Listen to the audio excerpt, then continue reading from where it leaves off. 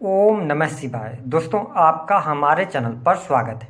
आज के इस कार्यक्रम में हम आपको जानकारी देने वाले हैं धनु लग्न या धनु राशि वालों के लिए जुलाई, अगस्त और सितंबर का महीना कैसा रहेगा।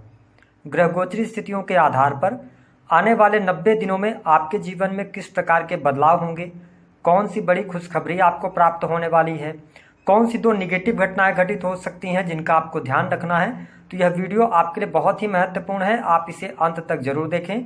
इस वीडियो में हम आपको कुछ महत्वपूर्ण उपाय भी बताएंगे, उन उपायों को करके आप लाभ प्राप्त कर सकते हैं। तो चलिए वीडियो की शुरुआत करते हैं। उससे पहले यदि आपने चैनल को अभी तक सब्सक्राइब नहीं किया है तो चैनल को सब्सक्राइब जरूर कर लीजिएगा।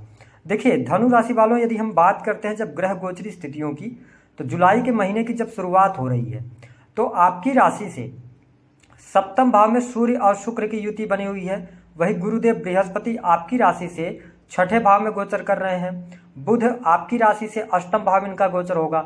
शनिदेव थर्ड हाउस, साहस पराक्रम, छोटे भाई बहनों के घर में थर्ड हाउस में वक्रीगत अवस्था में गोचर करेंगे। वही यदि हम बात करें केतु देव की, तो केतु आपके दसम भाव में, राहु चतुर्थ भाव से गोचर करेंगे। तो हम जानते हैं कि जुलाई, अगस्त और सितंबर में आपका स्वास्थ्य कैसा रहेगा।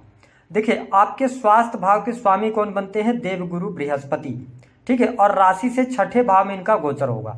तो ये बात आप ध्यान रखें कि जब लग्नेश 6 हाउस के अंदर जाते हैं तो ये स्वास्थ्य में उतार चढ़ाव जरूर लेकर आते हैं। इसके साथ ही यदि देखा जाए तो आपके 12th हाउस पर शनि और गुरु यानी लग्नेश की भी दृष्टि है और शनि की भी दृष्टि है। तो हम ये कह सकते हैं कि जुलाई का जो महीना है ना, स्वास्थ्य के लिहाज से अच्छा रहेगा, लेकिन आपको 1 अगस्त से लेकर और 15 अगस्त यह समय स्वास्थ्य को लेकर ज़्यादा सचेत रहने की आवश्यकता रहेगी। इस समय मानसिक तनाव, टेंशन आपका बढ़ सकता है, लेकिन 15 अगस्त के बाद आपका स्वास्थ्य अच्छा रहेगा, स्वास्थ्य में कोई तकलीफ नहीं होगी। सितंबर तक की स्थितियां आपके स्वास्थ्य के लिए अच्छी हैं। अब आपका प्रश्न होगा कि क्या कोई बहुत बड़ी गंभीर समस्या हो जाएगी, कोई बहुत बड़ी बीमारी दिखती है? ऐसी स्थिति दिखाई नहीं देती। देवगुरु बृहस्पति जो हैं ये लीवर के कारक हैं, तो यदि आपके जीवन में दशाएं खराब चल रही होंगी तो थोड़ा सा अपने खान पान को नियंत्रित रखिएगा। गोचर के आधार पर चीज़ें आपके लिए बहुत ही अच्छी जा रही हैं, कोई निगेटिव स्थिति नहीं है। हम बात कर लेते हैं कि आपके लिए सुख साधनों की स्थिति कैसी रहेगी। देखिए चतुर्थ भाव के अंदर राहु देव विराजमान है, जिसके परिणाम स्वरूप आप देखेंगे कि जुलाई के महीने में यदि आप चाहते हैं भूमि भवन वाहन से संबंधित कार्य करना तो वह कार्य आपका संपन्न होगा।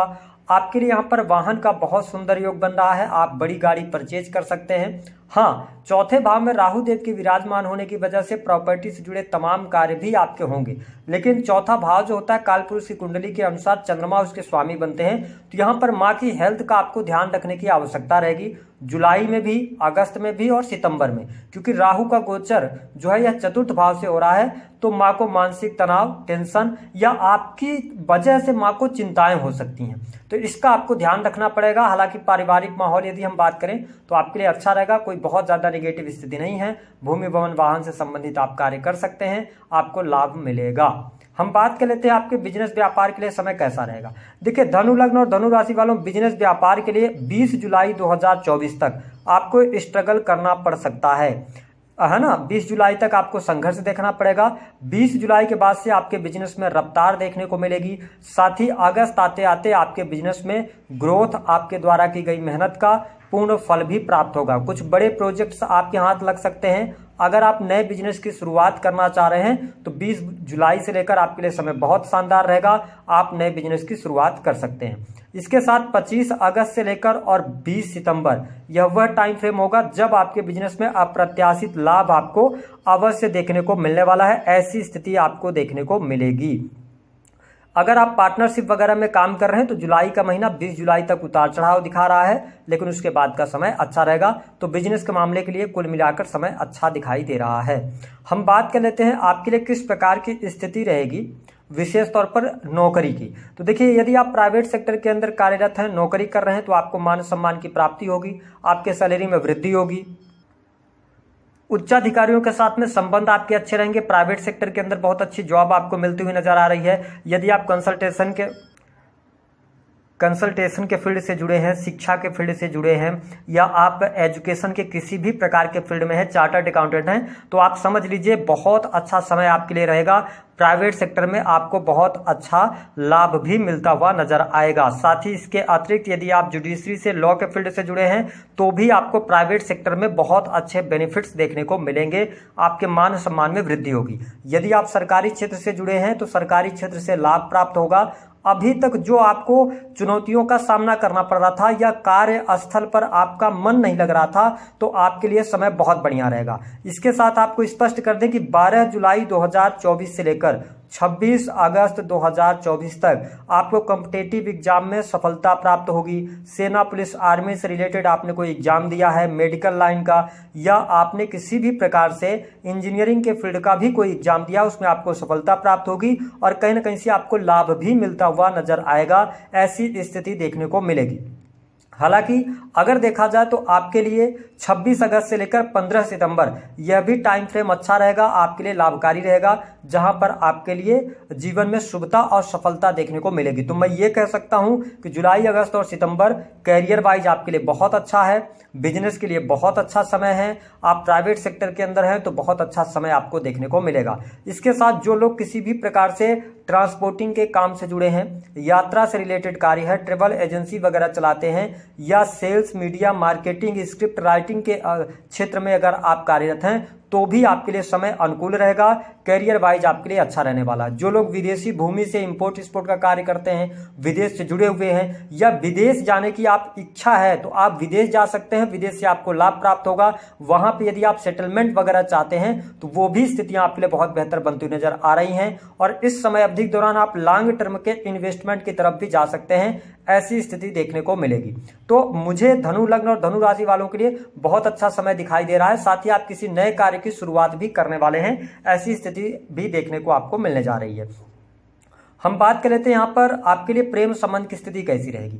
देखिए धनु लग्न और धनु राशि वालों, आपके पंचम भाव के स्वामी जो है ना मंगल देव है। मंगल देव ऑलरेडी 12 जुलाई तक आपके पंचम भाव में गोचर करेंगे, लेकिन शनि की नीच की दृष्टि मंगल पर है, जिसकी वजह से आप देखेंगे कि रिलेशनशिप में आपको उतार चढ़ाव का सामना करना पड़ेगा। विशेष तौर पर 15 जुलाई के पहले पहले ब्रेकअप जैसी संभावनाएं बनती हैं। उसके बाद क्या प्रेम संबंधों में अनुकूलता देखने को मिलेगी? उसके लिए भी अच्छा समय आपके लिए नहीं है, क्योंकि शनिदेव की वक्र दृष्टि आपके पंचम भाव पर पड़ रही है। ऐसी स्थिति में कहीं ना कहीं से ब्रेकअप होने की संभावनाएं भरपूर दिखाई देती हैं। और यदि आप लॉन्ग टर्म से रिलेशनशिप में थे तो किसी थर्ड पर्सन के इन्वॉल्वमेंट के कारण अगस्त में कहीं ना कहीं से वाद विवाद ज्यादा बढ़ेंगे, जिसके कारण प्रेम संबंधों में विघटन की स्थिति आ सकती है। तो मैं प्रेम संबंधों के लिए बहुत ही सतर्कता पूर्वक आप आगे बढ़ेंगे, तभी सफलता प्राप्त हो पाएगी। और अगर आप बहुत अच्छी आपकी दशाएं भी चल रही होंगी ना, तो भी वाद विवाद तो बना रहेगा। यहां पर प्रॉब्लम देखिए आपको मिलने जा रही है। बात कर लेते हैं स्टूडेंट विद्यार्थियों के लिए। विशेष तौर पर यदि देखा जाए तो देखिए जो अर्ली एजुकेशन ले रहे हैं उनको अपने एजुकेशन में सफलता प्राप्ति के लिए ज्यादा मेहनत करना पड़ेगा, लेकिन कॉम्पिटिटिव एग्जाम वगैरह के लिए समय अच्छा रहेगा। ठीक है, हायर एजुकेशन की यदि हम बात करते हैं तो देखिए शनिदेव की 7वीं दृष्टि भाग्य भाव पर पड़ रही है, जो और 9th हाउस जो होता है ना, ये हायर एजुकेशन का होता है। तो शनि की दृष्टि ये आपको शो कर रही है कि आपको हायर एजुकेशन के लिए बहुत ज्यादा मेहनत करनी पड़ेगी, भाग्य का सहयोग थोड़ा सा कम मिलेगा, है ना। तो इस पे आपको ध्यान देने की आवश्यकता रहेगी। साथ ही देखिए हम कुछ शुभ घटनाओं की बात कर रहे थे। 3 बड़ी खुशखबरी कौन सी मिलेगी? देखिए नौकरी, कार्य क्षेत्र में तरक्की, धन की स्थिति में सुधार, धन लाभ आपके लिए बहुत अच्छा होगा, वाणी कंसल्टेंसी से जुड़े कार्यों में सफलता, आपके बैंक बैलेंस में वृद्धि होगी। और साथ ही अगर देखा जाए तो परिवार में खुशहाली का माहौल रहेगा, परिवार में बच्चे के जन्म का योग बनता है, विदेश जाने के योग बनेंगे। और साथ ही आप देख पाएंगे कि स्वास्थ्य वर्धक समय भी आपको देखने को अवश्य मिलेगा, यदि आप लापरवाही नहीं बरतते हैं तो।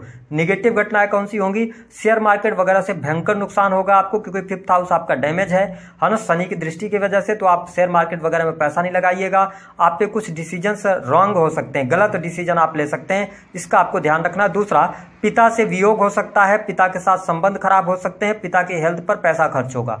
ठीक है, ये चीज। और तीसरी जो घटना होगी, माँ की हेल्थ को लेकर आपको सावधानी रखने की आवश्यकता रहेगी। बाकी दाम्पत्य जीवन के लिहाज से चीजें बेहतर मैं देख रहा हूं, कोई बहुत ज्यादा नेगेटिव स्थिति यहाँ पर दिखाई नहीं देती है। यदि आपका कोर्ट कचहरी आदि में मामला चल रहा है ना, तो आपके लिए 12 जुलाई से लेकर 26 अगस्त का टाइम फ्रेम अच्छा है। यहां पर आपको विजय प्राप्त होने की संभावनाएं दिखाई दे रही हैं।